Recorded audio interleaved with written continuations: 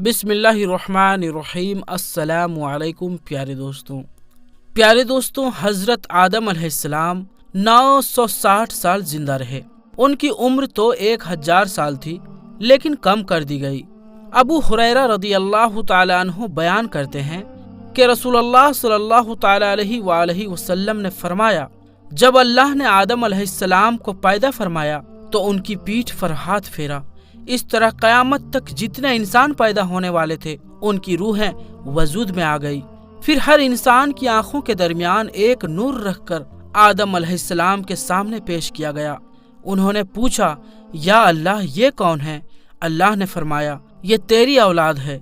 उनमें से एक आदमी के पेशानी की चमक आदम अलैहिस्सलाम को बहुत अच्छी लगी। उन्होंने पूछा, या अल्लाह, ये कौन है? जवाब मिला, ये तेरी औलाद में से बहुत दूर जाकर है। इनका नाम दाऊद है। पूछा, इनकी उम्र कितनी है? फरमाया 60 साल। हजरत आदम अलैहिस्सलाम कहने लगे, या अल्लाह, 40 साल मेरी उम्र में से इनकी उम्र में शामिल कर दे। इस सिलसिले में दूसरी रिवायत यूं आई है कि जब आदम अलैहिस्सलाम की रूह कब्ज करने के लिए फरिश्ते आए तो वो कहने लगे, मेरी उम्र में तो अभी 40 साल बाकी है। उस वक्त उनकी उम्र 960 साल थी। अंबिया अपनी उम्र से वाकिफ होते हैं। फरिश्ते ने कहा, क्या आपको याद नहीं कि आपने अपनी 40 साल उम्र दाऊद को हिबा कर दी थी? प्यारे दोस्तों, आज की इस वीडियो में हम हजरत आदम अलैहिस्सलाम के आखिरी वक्त, उनकी वफात कब और किन हालात में हुई, उनको गुस्ल किसने दिया, उनकी नमाज जनाजा किसने पढ़ाई, इस हवाले से बात करेंगे।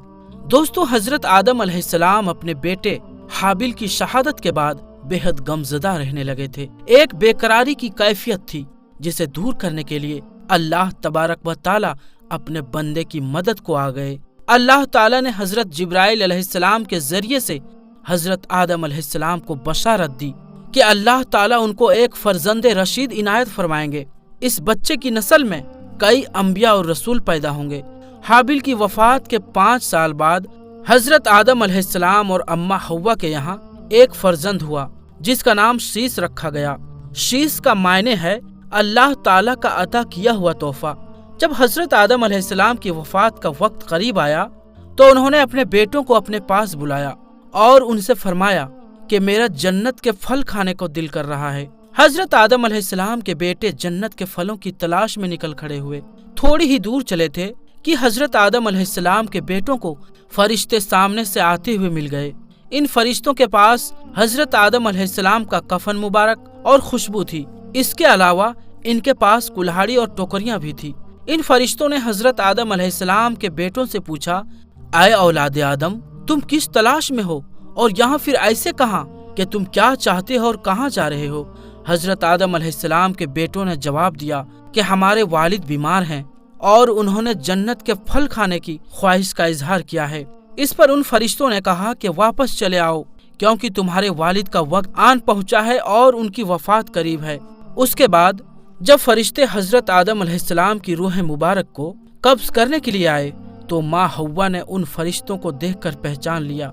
अम्मा हव्वा हजरत आदम अलैहिस्सलाम से लिपट गई, जिस पर हजरत आदम अलैहिस्सलाम ने फरमाया कि मुझसे अलग हो जाओ, मुझ पे पहले भी मुसीबत तुम्हारे जरिए से ही पहुंची थी, मुझे मेरे रब के फरिश्तों के साथ रहने दो। इसके बाद फरिश्तों ने हजरत आदम अलैहिस्सलाम की रूह मुबारक को कब्ज किया। आप अलैहिस्सलाम के जिस्म अतहर को गुस्ल दिया गया, आपको कफन पहनाया गया, खुशबू लगाई गई। इसके बाद आप अलैहिस्सलाम की लहद मुबारक को तैयार किया गया, आपकी नमाज जनाजा अदा की गई। रिवायत में आता है कि हजरत जिब्राइल अलैहिस्सलाम ने जनाजे की नमाज पढ़ाई। इसके बाद हजरत आदम अलैहिस्सलाम को कब्र में उतार कर ऊपर से मिट्टी डाल दी गई। आखिर में फरिश्तों ने हजरत आदम अलैहिस्सलाम के बेटों से कहा कि आए आदम के बेटों, तुम्हारे लिए यही तरीका है, यानी कि मुर्दे की तदफीन का। हजरत अबी बिन काब रदियल्लाहु ताला अन्हु से रिवायत है कि नबी करीम सल्लल्लाहु ताला अलैहि वसल्लम ने फरमाया कि जब हजरत आदम अलैहिस्सलाम का इंतकाल हुआ तो फरिश्तों ने उन्हें ताक अदद पानी से गुस्ल दिया और उनकी तदफीन की, और फिर कहा कि आए आदम के औलाद में, ये आदम की सुन्नत है। हजरत आदम अलैहिस्सलाम के तदफीन कहाँ की गई, इस बारे में इख्तलाफात पाए जाते हैं। कुछ रिवायत में हजरत आदम अलैहिस्सलाम की तदफीन की जगह श्रीलंका लिखी गई है, कुछ में जबले अबी कुबैस, कुछ में سعودی عرب کے مسجد خریف کے صحن یا اندر، اور کچھ میں عراق۔ ایک روایت یہ بھی ہے کہ حضرت نوح علیہ السلام کے زمانے میں طوفان آیا تھا۔ حضرت نوح علیہ السلام نے حضرت آدم علیہ السلام اور اماں حوا کی میتوں کو ایک تابوت میں ڈال کر کشتی میں رکھ لیا تھا، اور طوفان کے ختم ہونے کے بعد بیت المقدس کے علاقے میں دفن کر دیا تھا۔ حضرت آدم علیہ السلام نے اپنے وفات سے پہلے حضرت شیث علیہ السلام کو اپنا قائم مقام بنا دیا تھا۔ انہوں نے اپنے تمام بیٹوں کو تلقین کی کہ وہ سب حضرت شیث علیہ السلام پر ایمان لے آئیں اور ان کی فرمانبرداری کرے۔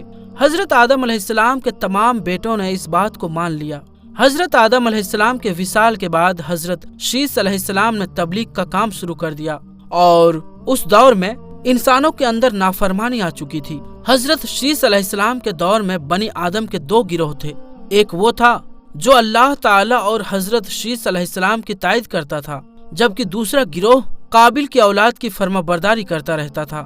حضرت شیث علیہ السلام کی نصیحت پر کچھ لوگ واپس راہ راست پر بھی آ گئے، جبکہ کئی نافرمانی پر اڑے رہے۔ حضرت شیث علیہ السلام لوگوں میں ان باتوں کی تبلیغ کرتے رہے کہ پہلے اللہ کو پہچاننا، نیک و بد کو جاننا، بادشاہ یا حکیم وقت کا حکم ماننا، ماں باپ کا حق پہچاننا اور حکم ماننا، لوگوں سے نیکی اور محبت کرنا، غصے پر قابو رکھنا، محتاجوں مساکینوں کو صدقہ دینا اور ان پر رحم کرنا، گناہوں سے پرہیز کرنا، مصیبت میں صبر اور اللہ تبارک و تعالیٰ کا شکر ادا کرنا۔ حضرت شیث علیہ السلام کا جب اپنے رفیقائے اعلیٰ کی جانب کوچ کرنے کا وقت آن پہنچا تو انہوں نے اپنے بیٹے انوش کے حق میں وصیت کر دی۔ چنانچہ نبوت کے منصب کو حضرت شیث علیہ السلام کے بعد انوش نے سنبھالا۔ انوش کے بعد یہ منصب ان کے بیٹے قیان اور پھر ان کے بعد ان کے بیٹے مہلائل کے حصے میں آیا۔ مہلائل کے بارے میں تاریخ نویس لکھتے ہیں کہ وہ انسانوں میں سب سے پہلے انہوں نے درختوں کو کاٹا، انہوں نے ہی شہر بسائے اور بڑے بڑے قلعے تعمیر کیے۔ بابل قدیم عراق اور سویش قدیم ایران کے شہر مہلائل نے ہی تعمیر کیے۔ ان کی وفات کے بعد ان کے بیٹے یرد نے ان کا منصب سنبھالا۔ یرد نے اپنی وفات کے بعد اپنے بیٹے خنوخ کو وصیت کی۔ کہا جاتا ہے کہ خنوخ کا دوسرا نام حضرت ادریس علیہ السلام ہے۔ حضرت آدم علیہ السلام کی عمر مبارک 130 سال تھی جب ان کے یہاں حضرت شیث علیہ السلام پیدا ہوئے۔ حضرت آدم علیہ السلام کے بعد بنی نو انسان حضرت شیث علیہ السلام سے آگے بڑھی۔ اس کی وجہ یہ ہے کہ حضرت آدم علیہ السلام کے دیگر بیٹوں سے ان کے اولادوں کا سلسلہ زیادہ لمبا نہ چل سکا۔ تمام انبیاء اکرام بھی شیث علیہ السلام کی نسل میں ہی پیدا ہوئے۔ قرآن کریم میں حضرت شیث علیہ السلام کا ذکر موجود نہیں۔ نبی کریم صلی اللہ تعالی علیہ وآلہ وسلم کی ایک حدیث مبارکہ کے مطابق اللہ تبارک و تعالی نے اپنے نبیوں پر 100 صحیفے اور 4 کتابیں نازل فرمائی ہے۔ ان میں 100 صحیفوں میں سے 50 صحیفے حضرت شیث علیہ السلام پر نازل ہوئے۔ اس بات سے حضرت شیث علیہ السلام کی نبوت ثابت ہوتی ہے۔